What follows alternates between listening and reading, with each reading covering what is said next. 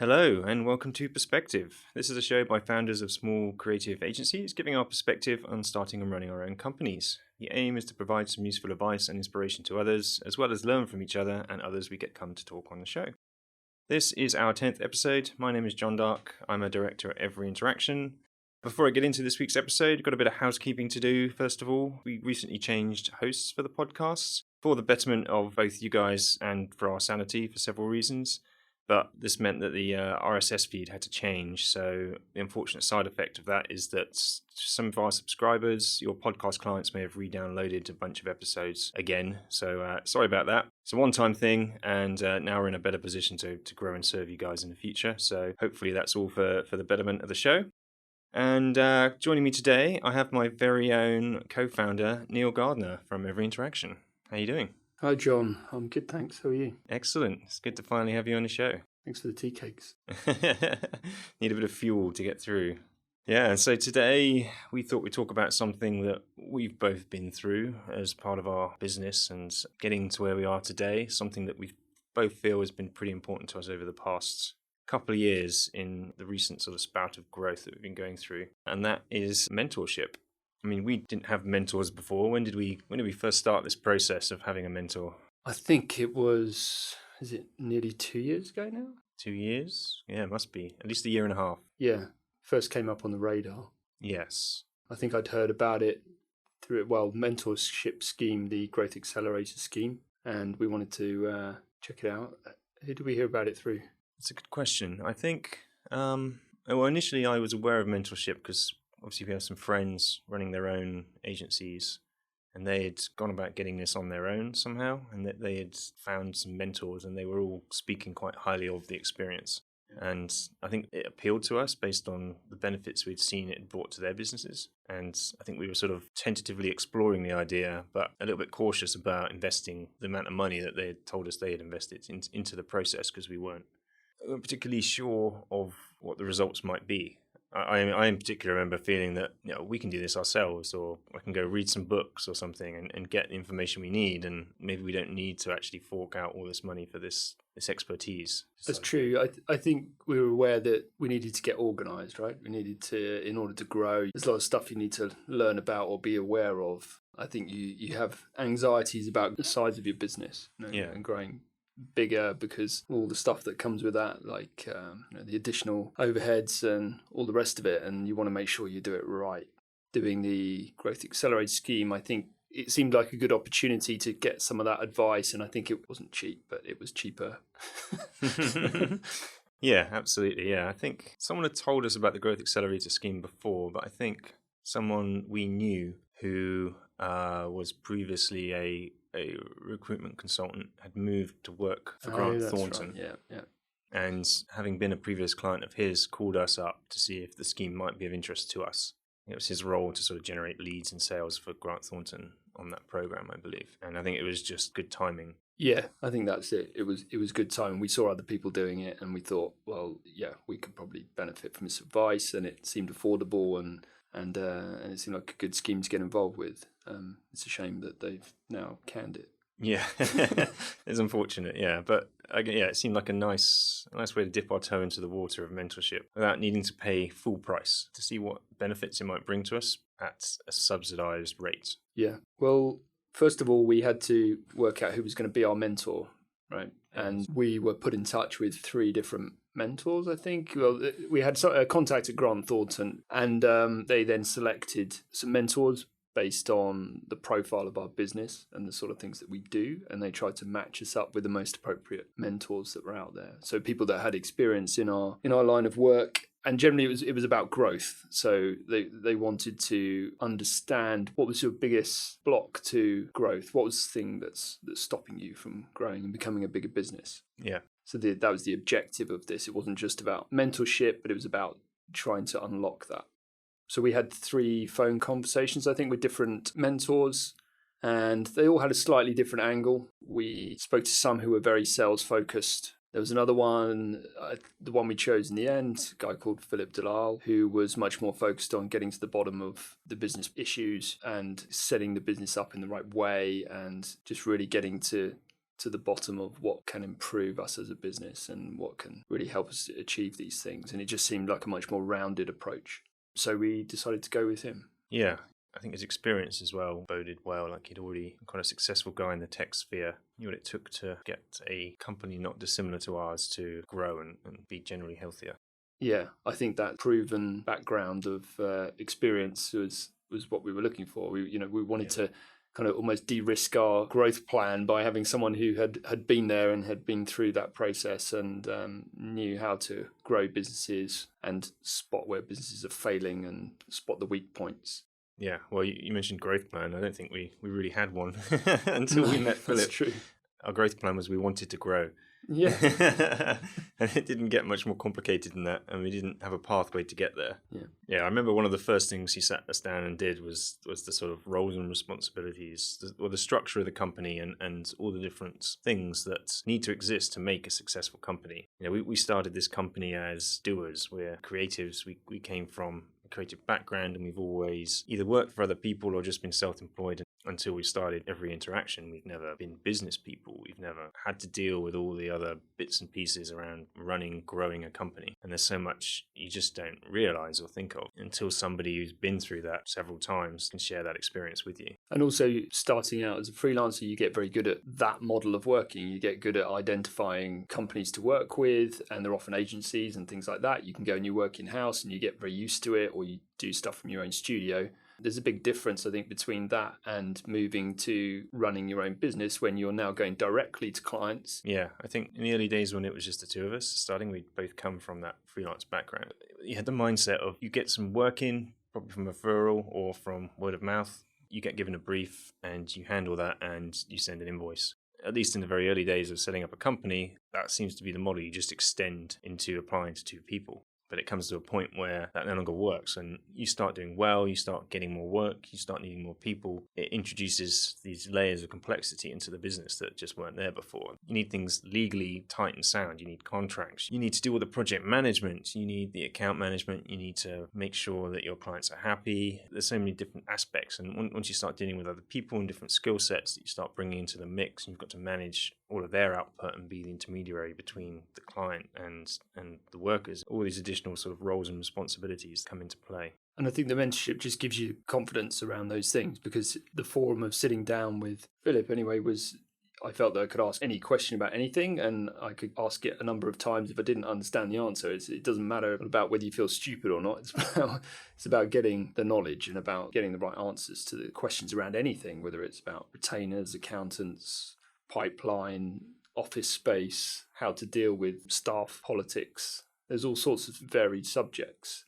The point about what's the difference between coaching and mentoring, and mentoring is trying to get you to answer the questions. So he kind of plays the questions back to you. So, what do you think you should do in that scenario or in that situation? And then you sit there staring at each other and then eventually put an idea on the table. And it's probably the Ray Mears way of doing things, isn't it? You involve me in something and I'll learn more and that kind of thing. Yeah, I like that approach. I like how he never really gives us any answers. He helps us realize the answers that we need, I guess. He helps us get to the decision points, and that's what I think mentorship is. Whereas I guess when you think about coaching, it's more about people teaching you how to do something. To improve your skill or something like that. Yeah, exactly. There's so many things that we've just never considered around how the company itself is structured and how our finances are sorted. Just being able to have access to the relevant data to make informed decisions around finances is something that we just didn't have in place before. And we're still getting in place today. Yeah, absolutely. It raised a number of sort of business structure questions. I mean, we actually changed the structure of our business after first or second session, I think. Yeah, exactly. It was quite quick, and we did make some serious changes. I remember one of the first sessions actually was about the goals of the business and personal goals, and really sort of sitting down on neutral ground, which was quite a good exercise, getting away from the office. We always did the sessions at Philip's house. It's good exercise just getting away from the office, because otherwise, generally, we don't put aside the time to do that. We talk about work at lunchtime, but we've got more important things to do, like what are we going to eat at that time? So it's not as structured at all. So having these sessions where it is structured, it's a good thing that I guess, I don't know, maybe other companies do this a lot, but I hazard a guess that quite a few don't, and don't take the time out to think about all these things. I think one of the other big things for me has been the whole sales side of the business, the thing that we've basically never done and are only just beginning to do. Our business has got to where it is today based on referrals and word of mouth pretty much, and we've never done much sales activities. The most we've done is sort of extend our website and optimize that a little bit so we're easier to find. But beyond that, we've never really done any activities to actively bring in clients, and we kind of just sit back and wait for stuff to land in our lap.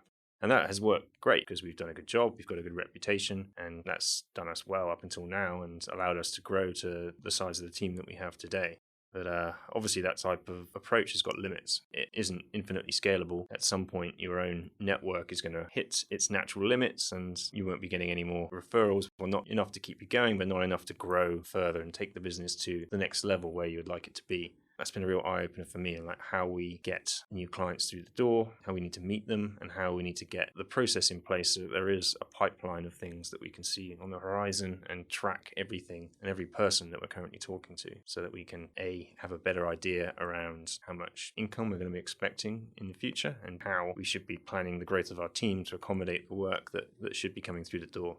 Yeah. Also, the exercise that we did where we looked at roles and responsibilities, and when you're just two people in a company and you write down all these boxes of all these different roles that are in the company, the idea being that you have to split them so everyone knows exactly what they're supposed to be doing. Yeah, it's also a bit of a scary exercise, isn't it?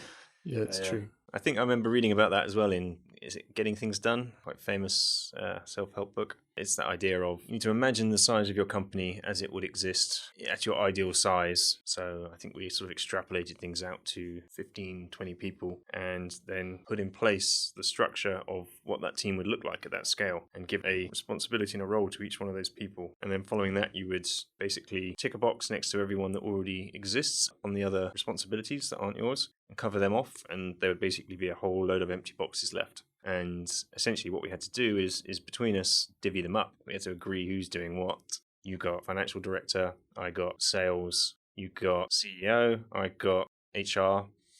And there's all these different boxes that needed to be ticked, and we sort of agreed between us based on what we think our strengths are, who's going to do what, and each of us have got to wear all of those hats. The idea is, I guess, that as we grow, we slowly start reassigning some of those responsibilities to people dedicated to those jobs, train them how to do what we've been doing and learning, and then we can take that hat off and concentrate on the remaining hats that we've got left, which allows us to do our job better and hopefully increase sales and spend more time on the things that as directors we should be concentrating on rather than doing everything. I guess there's a question around how people find a mentor, which I guess is, I don't know how easy that is to do, really. And I'm not sure it's the sort of thing that people would actively go out seeking. It's something you see a lot more with startups, I think. You'll see a startup and you'll always see a board of advisors. And it seems more common in that environment where it's all about getting lots of knowledge on an idea to make it succeed. I think a lot of that's conditional based on the funding. Yeah, a lot true, of the VCs putting the money in. If it's from a VC group, they'll often have their own sort of advisors they supply as resource for that company, or others may insist. But yeah, you're right. You see it in those types of companies, but I can't remember the last time I saw an agency touting those types of roles. No, you don't often see it unless the management has got lots of connections in that sort of sphere already. If it's the likes of you and me who don't have a lot of friends who would be able to do that role, then it doesn't really happen, I don't think.